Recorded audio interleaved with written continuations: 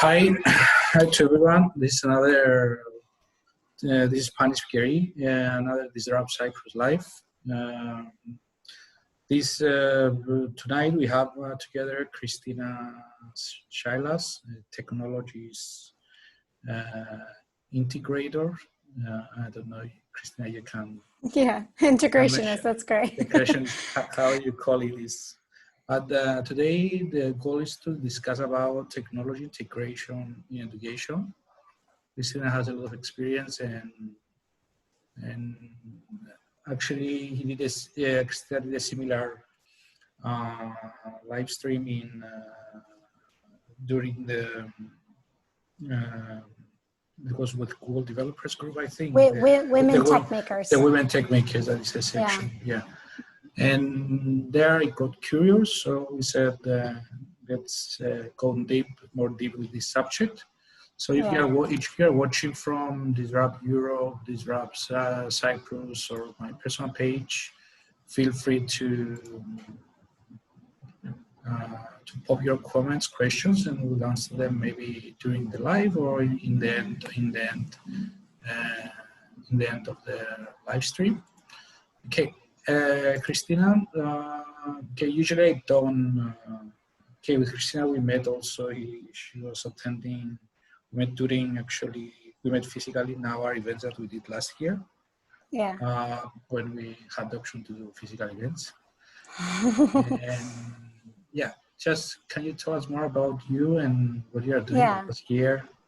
Yeah, last few years.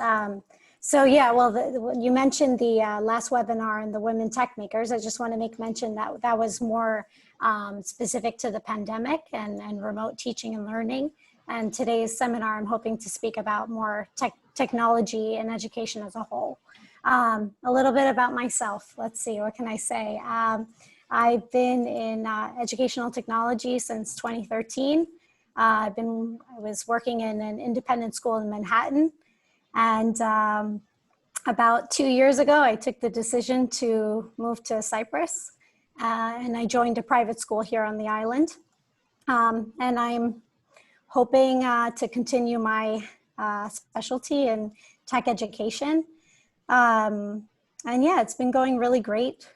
This recent pandemic that we were all in for the last couple of months has changed things significantly, I would say. For the education sector and the technology education sector.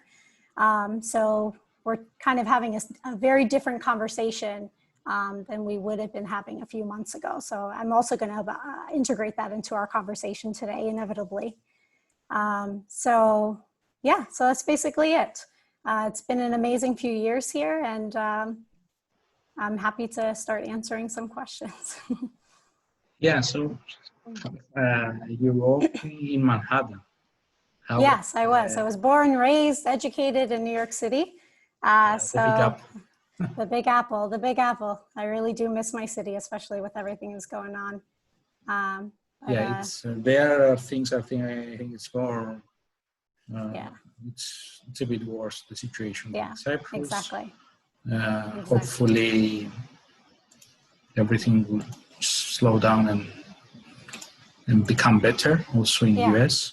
Absolutely. But yeah, I mean, okay, let's start from the beginning. I mean, how have you seen the role of technology and education changing also now with the pandemic and more in general with technology? Yeah. So I think that from my experience in the school sector, I can speak specifically. I do think, and this may be specific to the schools that I was working at in the independent sector, they were kind of introduced in the beginning as a kind of a competition tool, way to separate yourself from the other bunch, right? The other schools. And I would say that was my first phase of how I saw technology. And I'm going to mention this later, but like the boost of innovation labs in schools. Which school had a 3D printer, which school had a laser cutter, right? So it was basically trying to separate yourself from the bunch. And then, you saw this kind of transition of, okay, we have these tools now, let's see how we can actually utilize them meaningfully in the classroom. So this can be kind of with an integration of a technologist in the school, working with teachers to think about enhancing lessons or using technology as a teacher's assistant. Then basically there was this new phase that I have to say I never thought I would find myself in, but this phase of dependability, right? A dependability on technology for the continuation of learning. So I think that's the current phase that we're in, which is, it's scary and exciting at the same time. Exciting to know that technology has such a strong place, especially in the education system and especially in other sectors as well. I can't speak only for education. But yeah, this new, totally new phase that we're going in, and what does it mean to integrate technology meaningfully, to balance technology meaningfully in the school system. So, and I think it's important to state that these three phases that we've seen so far, some schools or educational systems kind of skip certain steps. So maybe some people just found themselves, some institutions found themselves in phase 3, which is the dependability phase. So they totally skipped the step of integrating the technology into the schools, competing and using it as a way to enhance lessons. And they're in phase 3. And now they have to kind of backtrack to those 2 other phases to make sure that it's done correctly. Okay. Okay. Well, what I think is that this pandemic has accelerated the whole thing, and yeah, I mean, for example, if you had now a school, if a school comes to you, and by the way, here it's good to mention that whatever you're saying, because you didn't mention in the beginning, your advice is not. Of course. You're not representing any. Yeah, I do want to state that it's a good kind of place that I'm not representing any schools that I worked for or currently working for, or any brands for that matter. I think that we're both on the same page that we don't want to advertise specific brands. What we can advise or say to schools who are just beginning to implement technology? Well, I would say that despite maybe, I don't know, kind of major, like majority thinking, I think those schools are in a good place because, how else do I explain? I'm going to use New York City. I'm going to use my hometown as an analogy and compare it to like a new city, maybe like a Dubai or something like that.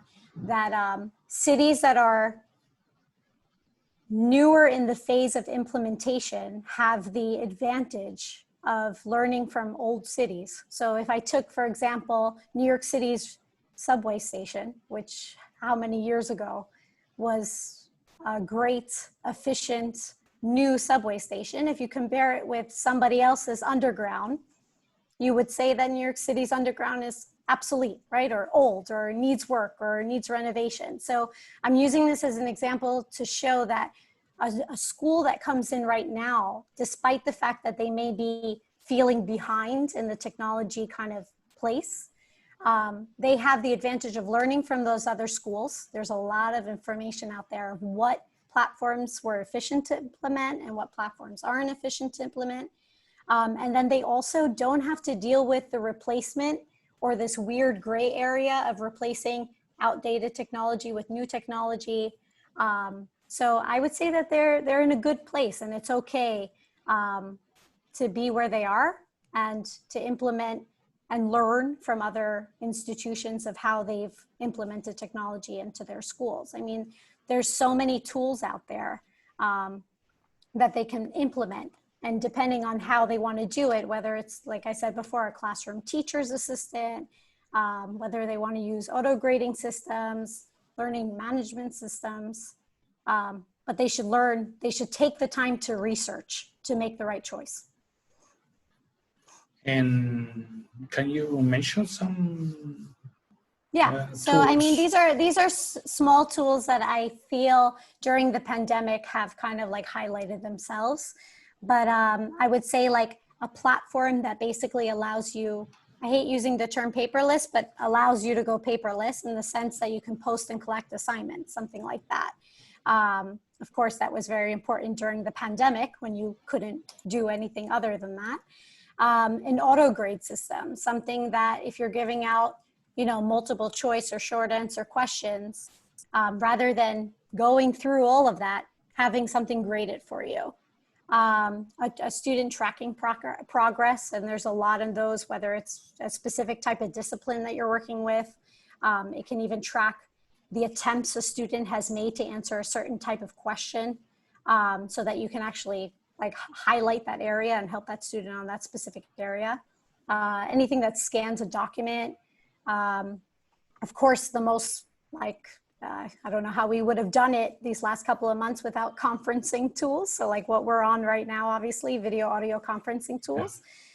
And the most amazing thing that happened, I have to say, from the educational sector in technology was, I think almost all of the platforms that I use had some sort of features that they were giving for free.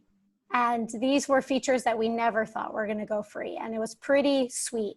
Okay, of course, they use it as tactic to get a lot of schools on board after they start, pricing later. But to be honest, when you're in a panic mode and you're trying to get some sort of platform for your school, what a better way to do it, to have a free trial with it. So there was a lot of websites that did that, or platforms that did that. So that was pretty cool. Yeah, all the major platforms, big companies Again, trying really hard to stay away from name calling, which ones they are. And the other aspect of this is how can and what schools need to do to support their teachers, because as students maybe are not all in the same level of technology, let's say readiness, or they have the same skills. So it's the teachers. How do you support those teachers? For sure. I would say the first thing, I don't know if this is going to sound a little harsh, but something simple that schools can do is just stop buying into those once in a blue moon theoretical type trainings that your teachers go into once a year, and then they never implement those tools ever. I think we all have been in those meetings that were where or how am I going to use this? You have all these practical questions, and you walk out of the meeting and you're feeling more stressed than you were before. So I would say get rid of those trainings and implement hands-on, consistent trainings. So even if it's something that multiple times a year, you have to keep drilling the same sort of concept. If it's a platform, and it's okay, you're doing it the first month, and then 2 months later, you have a follow-up training about that platform. That's good, because you're giving your teachers the time, whether they're in comfortable level with technology or not so comfortable, you're giving the teachers the time to play with those tools in their classroom. So without follow-up, there's really nothing that you can do. And again, nothing in tech education should be theoretical. It should all be practical and hands-on. So the other thing is, I know a lot of schools, they're going to ask about budget, right? So a lot of these trainings or even the platforms themselves are very, very pricey. So I would say if you can have an in-house trainer, or even bring somebody out-house consistently to train your staff, I would really work as a management to identify who your most comfortable teachers are with technology, train them, invest in those teachers, and basically spiral it out. So have those teachers do the trainings for your staff. Utilize them as your trainers. And the one thing that's good about that is there's no better way to buy in, right? If you're a teacher and you're seeing a teacher specifically from your subject training you how to integrate technology into that specific subject, you're going to buy into that, rather than some theoretical trainer coming and saying, yeah, you can use this tool, but you have no idea actually how it feels to be in the classroom when you have 25 to 35 students in a class, and then something fails and you need a plan B, right? So you need to allow your teachers to observe each other's classrooms, utilizing these tools. It's super important. And again, follow up. But what I would also say is, you know, you have to be adaptable. There are a lot of resources online. There are a lot of, you know, get a Twitter account, go on Twitter and follow all these teachers who are willing to share how they use these platforms. You have to be open to that, open to learning as well. Yeah, and that's very good advice in terms of, you know, utilizing the people that actually know to help the other people, especially in moments like we had crises that you need to train how many people in how many maybe hours or days just to achieve your goals. And I would say, yeah, sorry, Panimo. I would say to add to that too is like separate your IT that's dealing with the technical issues from the people that are dealing with the actual like integration of technology issues. Because I think that's where it becomes really messy. Those are two very distinct roles. So it's best to do that in your school. Okay. How do you, what's your advice to teachers that, okay, they believe that they don't have it with technology or they're not, let's say, technologically able to do some stuff. But because I have seen a lot also, for example, my brother is a teacher and does not have even a Facebook page. Doesn't have a Facebook profile, doesn't like, okay. I think he's good that he does not have a Facebook, to be honest. And he's out of all this madness that is happening there. But okay, he's not the very tech savvy guy, but he had to, you know, he had to learn a lot of stuff in very short time in order to start doing his work. And that's my question. Yeah, I love that you brought up the Facebook. I know sometimes I want to follow Facebook too, but it's funny, right? You're also scared at the same time that you're not going to be like a real person if people search for you. You're not able to be found. But yeah, it's a funny example. But I would say, first of all, I don't believe that there's like technologically able, right? And I get that a lot when I work with teachers. It's funny because like that'll be the first thing they come and say to me. They're just like, disclaimer, I'm not technologically able. Just like it's not an ability, right? Technology is not an ability, it's a tool. So I would say like just like any other tool, you just need to learn how to use it. And you know, I always kind of use the analogy of the pencil, right? A pencil is technology, right? Before the pencil, there was no pencil. And then all of a sudden we learned how to utilize and use a pencil to write with, and now it's second nature to us. So that's what we hope all of these tools that we integrate into our lives will do. And why are they there? Well, it's supposed to make things easier, right? And hopefully the technology, it's not always that way, but hopefully the technology that we integrate is user-friendly enough that we don't actually have to learn to use it. And it's, again, second nature to us. So what I will say is like about the technologically able, and I'm not referring to your brother per se, as you used him as an example, but I'll say that, you know, it's not about being able, but it's about coping with change, right? So we all know that technology changes what we feel. So some of us have feelings that it changes pretty quickly, and I would say others thought that we'd had flying cars by now. So others are saying that it's kind of actually going pretty slowly. Depends how you want to look at it.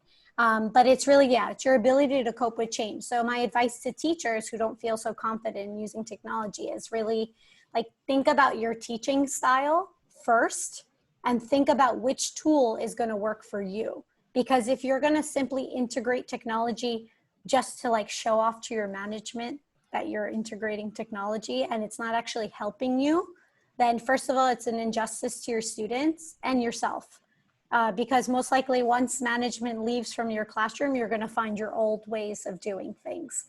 Because again, it's supposed to be there to help you, to assist you, not to make things, you know, worse. I would say the number one thing you got to do is pace yourself, right?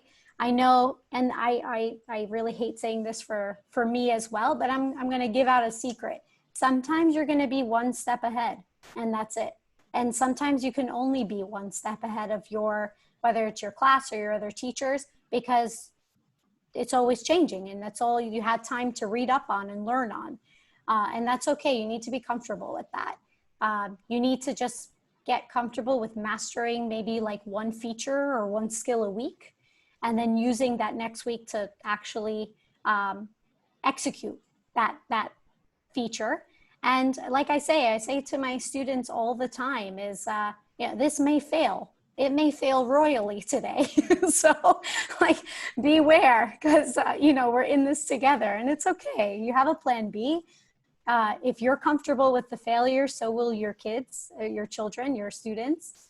I'll talk a little bit about that later too. But yeah, don't get overwhelmed. And then I can just say is always have a plan B, always, because it's possible. I mean, even in this webinar right now, I have another computer hooked up just in case this fails. I'm ready to go. Yeah, don't worry. There is I don't know if you have seen ever the IT Crowd series. No. TV series. No. It's in Netflix, you can watch it. It's an old series of IT Crowd. And there is a moment that actually went viral many times. Yeah. That the best solution, have you reset your PC? Have you? And they have built, for example, the TV series, it shows what an IT department can do in a business. And they have created like a machine that is answering continuously, and it says for you, just reset. So whatever you said, I mean, reset may be your best friend in this moment. Yeah, that's right. That's right. It's something that actually IT people, they are saying, not so the answer. And yeah, there is, and yeah, and this is what people, they need to understand. I mean, there are people that they're not into technology, and they have to use technology. You need to accept change, and some things that they will fail, they will feel fixed. Because this is the rule. Actually is the Murphy law, I think. No mistake. Everything will go wrong. I agree, and I also have to add to that, like when in my experience from implementing technology, it's usually in a way that's going to change the dynamic of the classroom, and that may mean flipping the classroom in a sense that the teacher isn't this teacher-pupil kind of relationship or authoritarian or even the know-it-all in the room. So that usually happens with implementation of technology, and that's like a teacher dynamic style. So just that mere fact of that essence changing shows you how the teacher itself has to change with that comfort level of like maybe not knowing everything in the, it's a whole dynamic that changes, which is, I think, a good thing. By the way, here, if you have any questions, please feel free to add them in the comments. If you are watching from anywhere, you are watching, you are cross-posting different Facebook pages. So, yeah. In general, you need to have guidelines and policies, correct? When you implement technology. Yeah. What's your comment on that, and how a school or an entity or even the government needs to have? If you want to comment on that, on the policies and etc. Absolutely. So I can stress this enough. You have to. There's no way around it. I know that with this recent pandemic that kind of pulled us all into remote teaching and learning, there were, let's say, some gray areas, especially when it came to like video and audio tools. And I know that was very open. The ministry discussed that too. And it was why, streaming of classrooms wasn't allowed because of these kind of privacy laws. But before I get into that, I think like it is a must. It is an absolute must that every school has to have some sort of acceptable use policy, acceptable use technology policy. It's a must. So that serves, it serves to protect your school, your teachers, your students. And it essentially provides the expectations of how the members within the school should behave and interact, right? Through whatever platforms they're using. And it has to be, I mean, for it to be a standing policy, it has to be reviewed by all school members, including the students' parents. And I have to stress that because especially now with the recent pandemic that happened, the entire environment of learning changed, right? Parents, whether teachers or schools liked it or not, got into the nitty-gritty of the classroom because the kids were at home learning, and you know, you have people walking around in your house, right, listening to the classroom or being physically in the classroom. So you have to have kind of certain policies in place for all of those people that are now involved. And I'm talking specifically to the recent pandemic that put us all physically in the virtual classroom space. You know, every time you integrate a tool, a new tool, whether it's a distance learning tool or another virtual classroom tool, you have to provide adequate guidelines for the students and teachers to interact with those tools, right? You have to have, it doesn't have to be a policy per se, but there has to be some sort of expectation for utilizing those tools. And it's different for every school. I mean, nothing is going to be the same. I've seen many different types of guidelines, and there's a lot of kind of templates out there for schools to work with if they want to read through to see what other schools are doing depending on their culture. And then I would say, you know, like I said before, this is especially important when it comes to the video audio conferencing that we all got kind of thrown into the mix with. And then, yeah, you want to look into like those overarching policies that all institutions need to adhere to, depending on like what country you're in, especially when it comes to minors, because we're dealing with students. So in some countries, or Europe, it's GDPR. In the US, it's the COPA Act. So depending on where you are, you need to look at your specific policies that are for privacy and minors. So always. Yeah. Cool. And yeah, I mean, okay, you have also the students of special needs. It's not only absolutely. Things, there might be a bit complex, but you need to find a solution.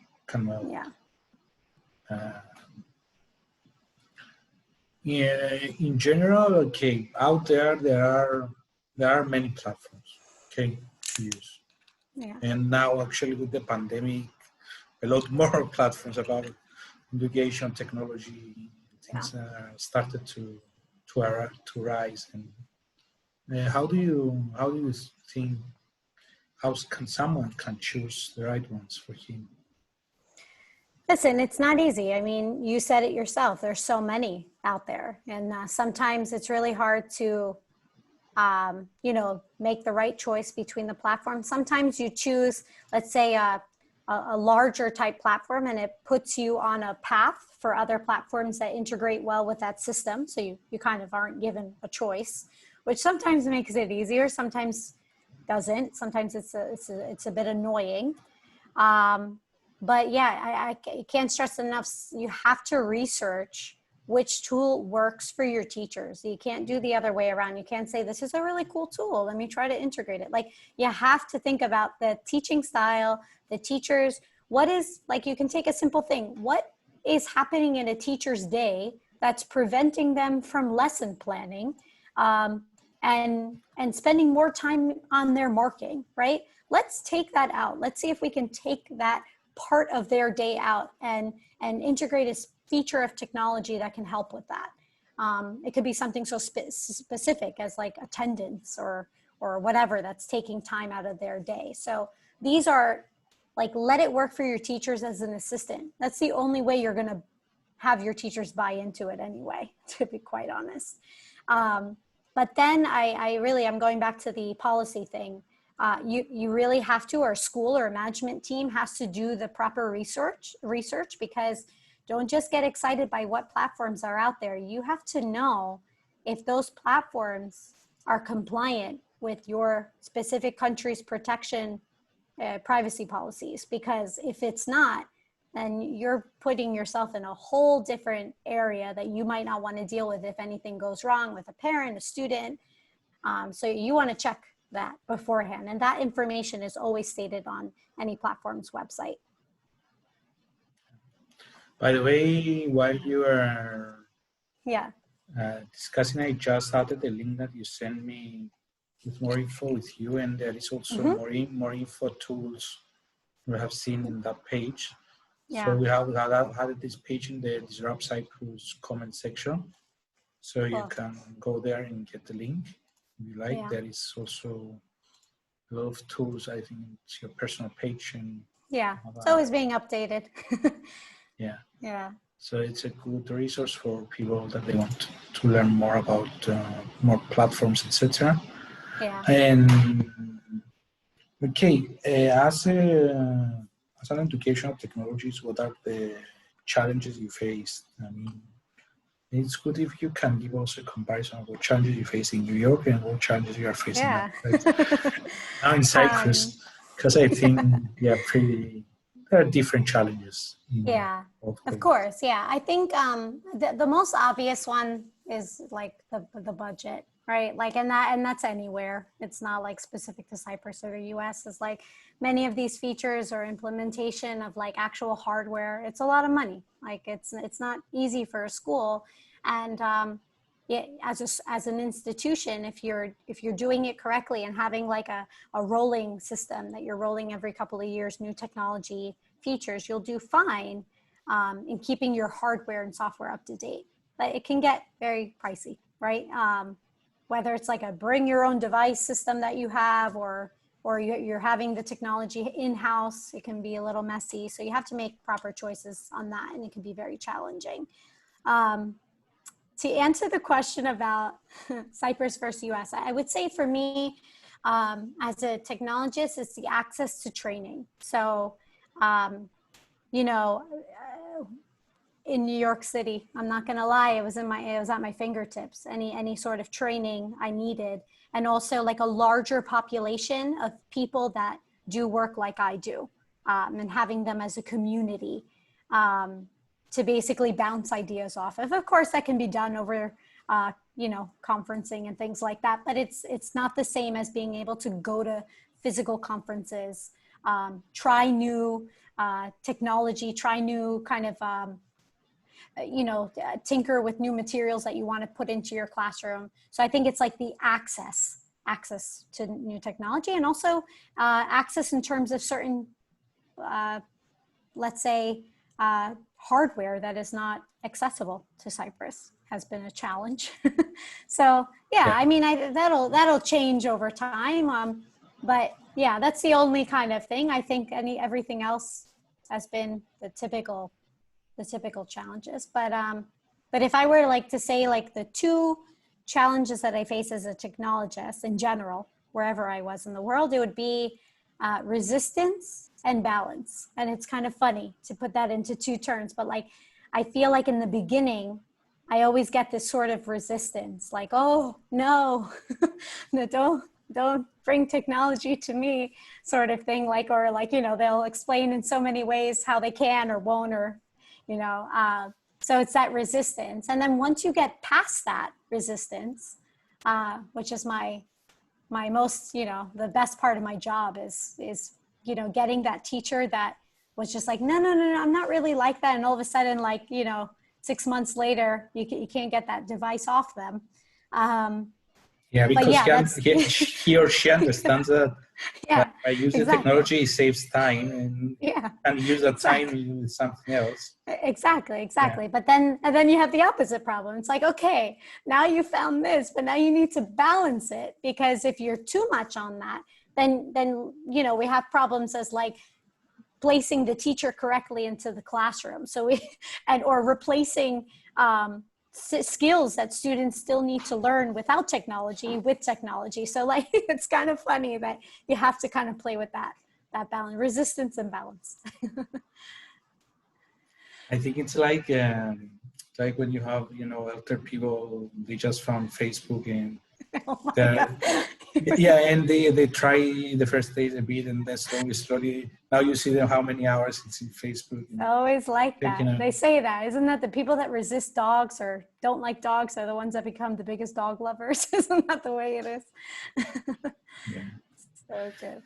Okay, I know that you are into, maker tools and other 3D printing, other innovative ways in the classroom, etc. Yeah. So what do you believe about innovation labs in schools?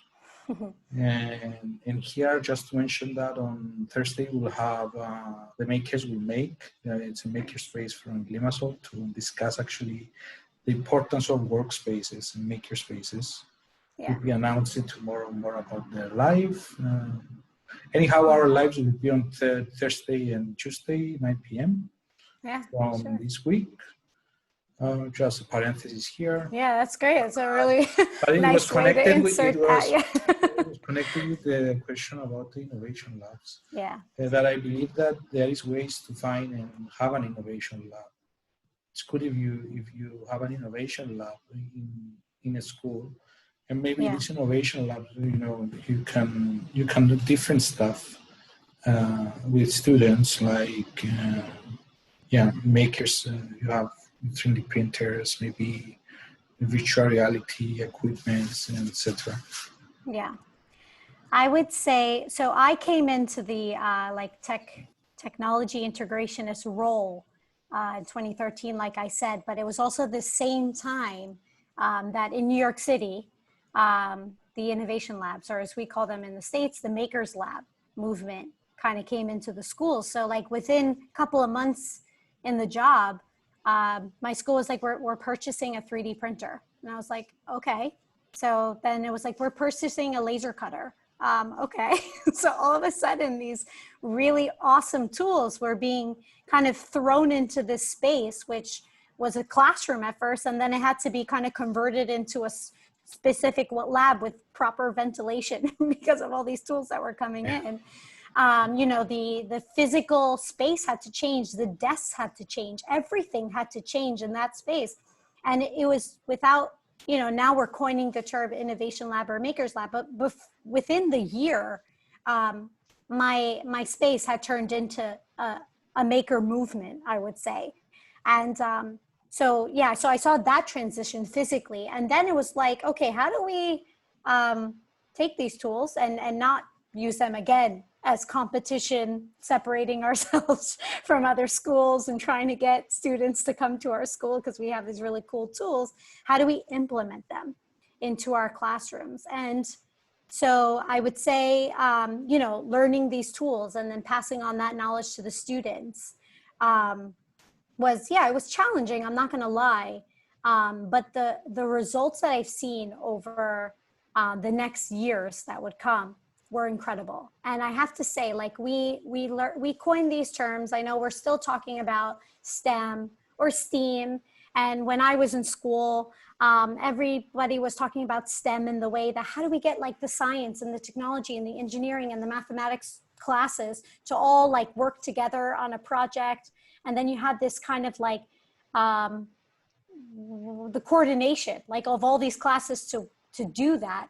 The logistics of that was so difficult, even though the concept of STEM or STEAM was so incredible, it was so hard to do. And I feel like what happened is with the presence of these innovation labs is that all of a sudden STEAM or STEM found its home. And that's where all the subjects were like coming into the lab to be like, oh, I need to do this. Let's use the lab to do this. Or I need to do this. Let's use the lab to do. And all of a sudden, these innovation labs were becoming the center of all these disciplines, which honestly has been so amazing to also be at that center. So just to speak from my own experience, what developed in my role, in my previous role, was a maker's curriculum, like an actual class that I was forced to design, a year's curriculum of making, which was like, what? How do you do that? So, you find ways to be creative. And what came about, and it was pretty amazing, was the innovation lab became, for my students at least, the safe space, like the place that students were allowed to come and tinker, right? Tinker with the tools. We would like have a thing called Tinker Tuesdays. Hope they're still doing it. Tinker Tuesdays, you tinker with the tools. And it's the place that students are allowed to try and fail, prototype, right? And they have the ability and the comfort to do that. And of course, the learning that comes out of that is just incredible. You know, they're using their critical thinking, they're using sometimes their presentation skills or their communication skills, their team working skills, which sometimes was a challenge, and their problem solving skills. And they're using that all without even realizing that they're using it.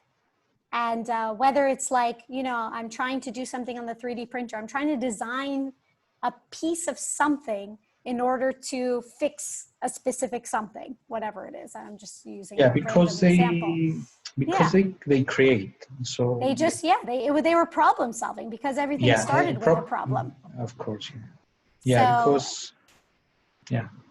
I mean, I know we talk about these kind of like keywords all the time, and we're coining the problem solving skills and all these 21st century skills. Yeah. But the thing is, like, for the student to now realize that they're doing it, that's where it becomes powerful. So I feel like these innovation labs, they're super important in schools, but they're really important if they're utilized in a way that the students feel that this is the safe zone. This is the place that nobody judges me, because I actually, when I fail, I actually take my information from failing and I bring it back in again. And that's where it becomes really powerful. And I feel like, I don't know if a lot of teachers will agree with me, but I feel like sometimes we don't do that in our other traditional disciplines. So anyway. You know, a lot of people are mentioning STEM, STEAM, these acronyms, etc. But if you understand that innovation is not only on STEAM or art, you have lots of music innovation. You have maybe it's media innovation. Maybe it's the place that actually the kids might learn how to identify fake news. Even that is an innovation. All these. A lot of people, they ask me, okay, and one of the problems of our ecosystem is the mindset, the failure mindset. You know how this can change by creating this. This will not change, like in 1-2 years. It will change in 5, 10, 15 years. But how you can make this change is by actually creating this innovation space. It's like you said right now, to be a place of failure. Understand. People might listen now and they're saying, this guy is crazy. It's discussing our kids to fail. But I mean, if you think about it, kids are born scientists, and then we put them in the norms and all the others. They are born so much curious, and after that we try to tell them what is right, what is wrong, and whatever, put them in the norms, etc. And we forget that they need to create. They need to be creative. Absolutely, creative and also. And all these innovation labs, I think they are supposed to be, like you said, to be a place that you solve problems, and that you allow your creativity and your imagination to go wild and maybe do also crazy stuff. Yeah, and I would even go as far. I remember when I was building the innovation lab in my previous role, I would even go as far to, I always use the candy store analogy. You have to make it like visually satisfying. It has to be a place that you enter, and just by being in there, it inspires you to take all the things from the shelf and create. It's got to have that appeal. So that's the two things, like a safe zone, but also it has to be visually pleasing. And here I would like to mention that as Cyprus, I believe we have, if we focus as Cyprus, if we have Engino. Engino is a Cypriot company. Engino has built a system that actually promotes all these. Costas will have him in try to have him in the future also.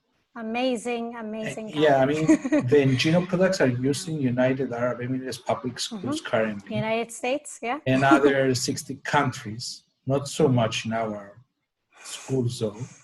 And that's to be honest, it's a bit of,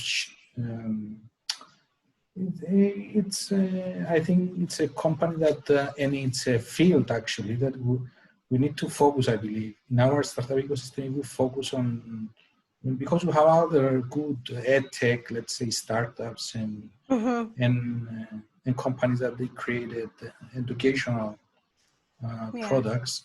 So, and I believe this is one of the lines that we need to focus as an ecosystem, the startup ecosystem. I couldn't agree. To push even more, because our education, you see it, at least locally, we have many problems that we need to solve in that space. So startups might be one of the solutions to find these problems and the solutions to the problems that we have locally, and then expand globally. Because we have these problems and also other schools in other regions. Oh yeah, I couldn't agree with you more, especially about Gino. Hands down, that company is incredible. The only company I'll mention today. So I just broke my rule.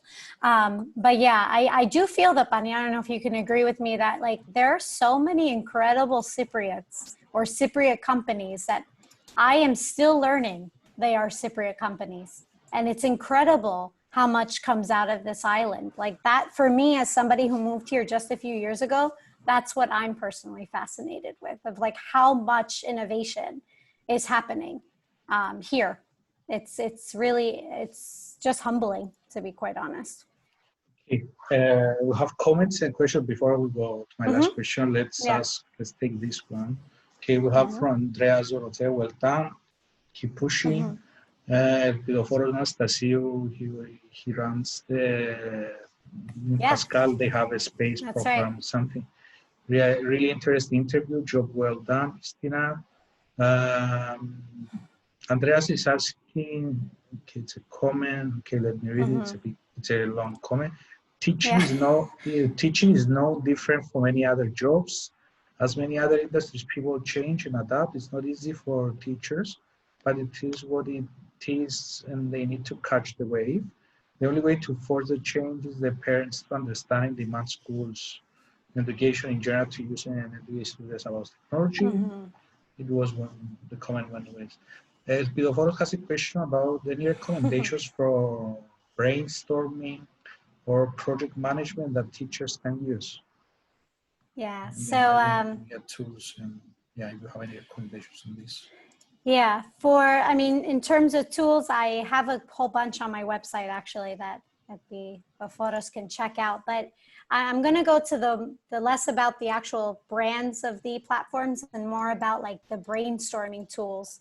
I think that brainstorming, let's say techniques, I think that one thing that I'm noticing in Cyprus, maybe I'm wrong in this and sorry, but I'm going to speak kind of honestly, is that I wish there was more sharing in terms of experiences on the island. So, different schools speaking with each other. Okay. Yeah, but that's what I would say about. Yeah, it's a touchy subject. I get it. Of course, I know it's a small. Yeah, it shouldn't be a touchy subject. Actually, we're a close place, and there should be sharing. I mean, more sharing than but in general, our Cypriot and Greek mentality is more antagonistic than.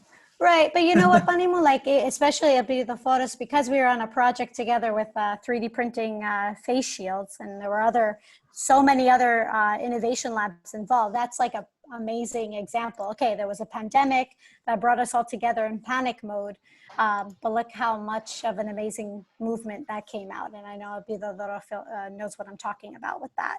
So yeah, I think in brainstorming, you need to have like-minded people. There's nowhere else, no way else to say it. And it's okay. You can share certain ideas that isn't competitively putting you in a disadvantaged place. I still Yeah, firmly believe in that. In general, the people that they were going to share, they would get more in their life than people that they don't share. Yeah, that's for sure. The whole. We I have agree. big comment questions from Doña Georgio. Okay, I'm a mom of an 11 years old. Her time with technology is limited. I do understand that technology is part of our life. How can we separate technology for learning and for just for fun? And okay, the other question is, by using technology, don't they forget using basic skills such as writing skills, being excellent on spelling and so on? And Doña says, I know that technology is a factor also for those that do not have the ability to speak or write, but I'm afraid that technology will make us forget the basic skills. Yeah. Okay. No, and I think that's going back to, in terms of the basic skills, I'll try to answer all those questions, but that's going back to my comment before, and that is a challenge. I'm not going to lie, but it's something that a parent or a teacher has to be very present in. It's a very present role and a very important role in decision-making of when the technology is to be used and when the technology is not to be used. That's a very important decision to make. Of course, I'm not going to sit here and talk about like, oh yeah, there are features and ways to limit your child and technology. We all know those things already, that any device can have like a parental controller or limits of what you're using. But the role of those adults have to be there. I come from a family that all of us are in some sort of IT background, every single one of us, my dad, my brother, and my brother makes a decision with his 2-year-old to not give him the device. He doesn't give him an iPad, a phone, whatever, and we are a very tech savvy family, I would say. So that's a decision he's making in the growth of that child. For example, me, and when it comes to students in the class, I will make a very, very big statement of turn your devices off. I'm a technologist and I'm saying turn off, right? So that's a very, very important role. It's not going to be an easy one, but it's something that you're going to have to maneuver each time of this skill. Is it necessary? Like handwriting skills are necessary. There is no reason to integrate a technology feature for that because you actually need to know how to actually physically handwrite. So you have to make the decisions and kind of loop around that. It's not easy. Did I answer all of them? I know there were some questions before. I was trying to memorize them. Okay, I think you covered, yeah. And the separation between learning and fun. Okay. Yeah. Well, yeah. But I understand with you. It all comes also from the parents because. And it's easy to say to your kid, okay, take the laptop, take the tablet, go and play. Yeah. It's very easy for a parent to say that, but I think it's very much more harder to put the limits there. And if I can add, and if I can add too, Bunny, like I do a lot of like presentations when it comes to like digital citizenship and online safety.